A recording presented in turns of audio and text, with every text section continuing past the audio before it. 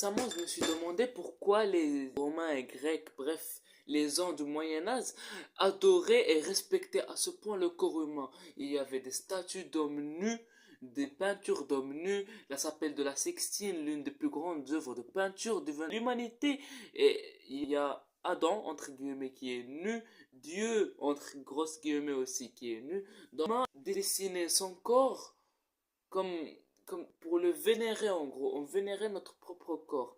Mais du coup, après avoir fait mes propres recherches, j'en ai conclu, attends, je fais comme ça, j'en ai conclu que euh, il y a une grande nuance et que notre corps ne représente pas juste notre enveloppe, il représente beaucoup de trucs qui sont spéciaux à l'humanité, comme notre vulnérabilité. Le corps représente en même temps la force et le pouvoir de l'humain grâce à nos muscles, notre, no- notre taille, notre posture, mais aussi notre vulnérabilité. On est nu, on n'a pas d'armes, pas d'armure, pas d'habits, rien. On est vulnérable.